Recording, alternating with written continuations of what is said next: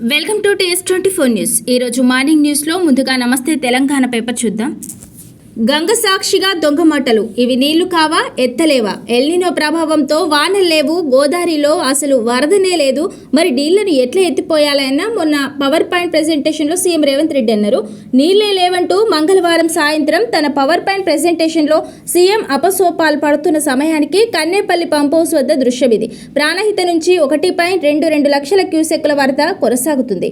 ఇవి నీళ్లు కావా, ఎత్తిపోయలేక కిందికి ఎందుకు వదిలేస్తున్నారు అని ప్రజలు అంటున్నారు. ఇక్కడ చూడండి,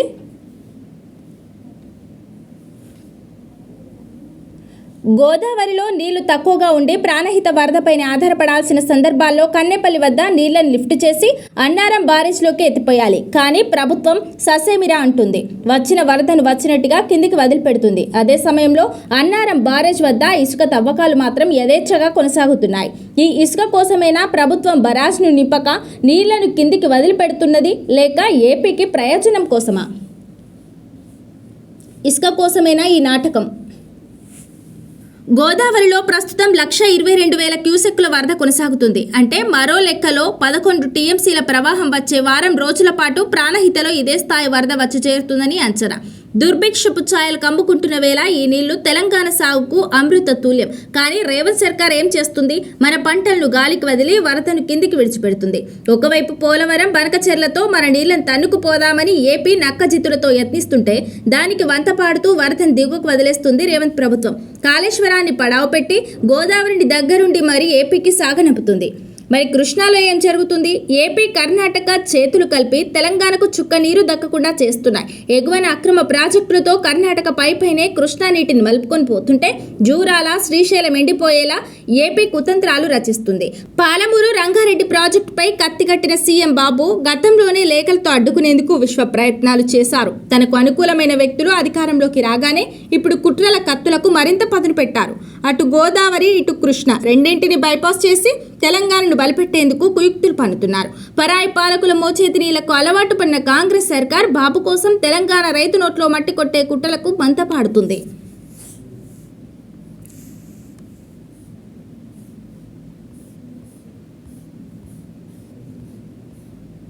మన నదులు బైపాస్, మన నీళ్లు కల్లాస్, తెలంగాణకు చుక్క నీరు దక్కకుండా ఏపీ స్కెచ్. ఎగువనే నది జలాల కట్టడికి ఏపీ పన్నాగం, కర్ణాటక వదిలినా తెలంగాణకు దక్కొద్దనే కుట్ర. జూరాల శ్రీశైలం ఎండిపోయేలా కుతంత్రాలు. బాబుకు కంటగింపుగా పాలమూరు రంగారెడ్డి. గత టర్ములో వరుసగా కేంద్రానికి ఫిర్యాదులు, ప్రాజెక్టును బలిపెట్టేలా కర్ణాటకతో మిలాఖత్. బ్రిజెస్ ట్రిబ్యునల్ తుది అంకంలో ఏపీ కుయుక్తి. రాజీ పేరిట తెలంగాణకు రేవంత్ సర్కార్ ద్రోహం.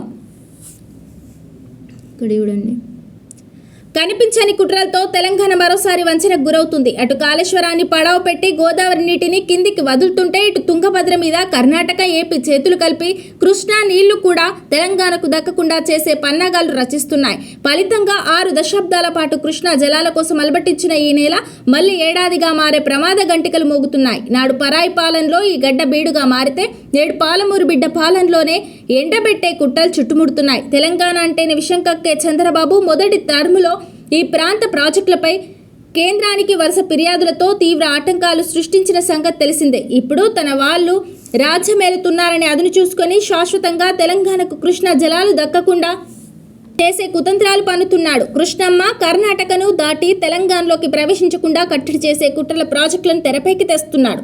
ఎగువన ప్రధాన కృష్ణాపై ఆల్మట్టి సామర్థ్యాన్ని పెంచుకునేలా కర్ణాటక రాష్ట్రానికి పరోక్షంగా సహకరించడమే కాకుండా అటు భీమా, ఇటు తుంగభద్రపై ఇబ్బడి ముబ్బడిగా చిన్న ప్రాజెక్టులకు రూపకల్పన చేయించి వచ్చిన నీటిని వచ్చినట్టుగా మళ్లించేందుకు భారీ స్కెచ్ వేస్తున్నాడు.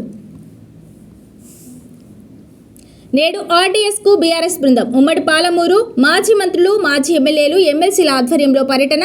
తుంగభద్ర నదిపై ఏపీ, కర్ణాటక చేపడుతున్న అక్రమ రిజర్వాయర్లు, బ్యారేజీల పరిశీలన. త్వరలో భారీ ఉద్యమానికి బీఆర్ఎస్ శ్రీకారం.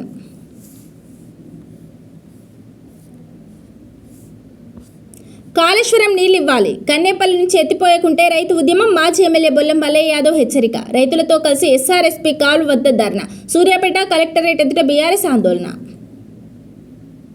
ఎస్ఆర్ఎస్పీలో ప్రమాద గంటికలు. జూలై 2వ వారం మొదలైన ప్రాజెక్టులోకి చేరని వరద అందుబాటులో 15 టీఎంసీలే. 40 రోజుల్లో వచ్చింది 1.8 టీఎంసీలే. నీళ్లు లేకపోతే వ్యవసాయం చేసేదెలా? అన్నదాతల్లో ఆందోళన. కేసీఆర్ పునరుజ్జీవన పథకం ద్వారా ఎత్తిపోయాలని కోరుతున్న రైతులు.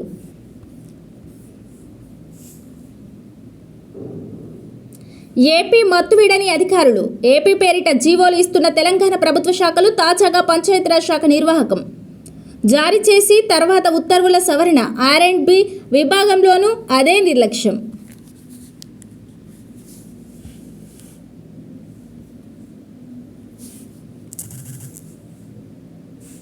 భూభారతిలో భూముల హారతి. 10,000 కోట్ల స్కామ్. రెవెన్యూ అధికారులకే తెలియకుండా సాఫ్ట్వేర్ మార్చి అక్రమ భూదందా.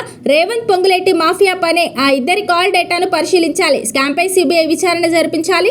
మంత్రి పొంగులేటి రాజీనామా చేయాలి. రైతులారా పోర్టల్లో వివరాలు చూసుకోండి.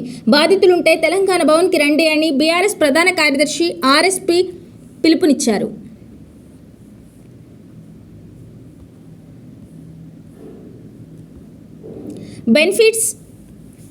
బెనిఫిట్స్ అందక రిటైర్డ్ టీచర్ ఆత్మహత్య. అప్పు ఎగ్గొట్టిన వారితో పాటు న్యాయం చేయలేని ప్రభుత్వం. హైకోర్టు జడ్జి ఆత్మహత్యకు కారణమంటూ లేఖ. నా శాఖలో కడియం పెత్తనమైంది. మంత్రికి తెలియకుండా సమీక్ష చేసినందుకు ఆయనపై క్రమశిక్షణ చర్యలు తీసుకోండి అంటూ సీఎం రేవంత్ రెడ్డికి మంత్రి సురేఖ లేఖ రాశారు. తన శాఖలో ఎమ్మెల్యే కడియం శ్రీహరి పెత్తనమైందంటూ దేవాదాయ శాఖ మంత్రి కొండా సురేఖ ప్రశ్నించారు. తనకు తెలియకుండా తన శాఖ అధికారులతో సమీక్ష చేయడం తనను నిర్లక్ష్యానికి గురిచేసి అవమానించడమేనంటూ తీవ్ర అసంతృప్తి వ్యక్తం చేశారు. అంతర్గత యుద్ధాలు ఇవన్నీ. కొలువుల కొట్లాట. రేవంత్ సర్కార్పై ఉస్మానియా విద్యార్థులు సమరశంఖం పూరించారు. 20,000 పోలీసు ఉద్యోగాలు ప్రకటించాలని, ఓయూకి ఇస్తామన్న 1000 కోట్లు వెంటనే విడుదల చేయాలని డిమాండ్ చేస్తూ మంగళవారం భారీ ప్రదర్శన చేపట్టారు. బడుల మూసివేత దుర్మార్గం. 20,000 సర్కారీ స్కూళ్లను 4,000కు సీఎం కుదిస్తామనడం దారుణం. నిర్ణయం వెనక్కి తీసుకోవాలి. ముఖ్యమంత్రికి 125 మంది తెలంగాణ మేధావుల లేఖ. పెద్దలకు సర్ది కట్టి పేదోడి పొట్ట కొడతారా? ఇండస్ట్రియల్ కారిడార్కు భూసేకరణ వల్ల బడా కంపెనీలకు మాత్రమే లాభం. చిన్న రైతులకు ఉపాధి లేకుండా పోతుంది. ఎకరాకు 70 లక్షల పరిహారం ఇవ్వాలి. ఇంటికో ఉద్యోగం ఇవ్వాలి. ఉపాధి కోసం ఏడాదికి 2 లక్షలు ఇస్తామని బాండ్ రాసివ్వాలి. అధికారులతో భూ నిర్వాసితుల వాగ్వాదం. ఆదిలాబాద్ జిల్లా గూడలో సర్వే బహిష్కరణ.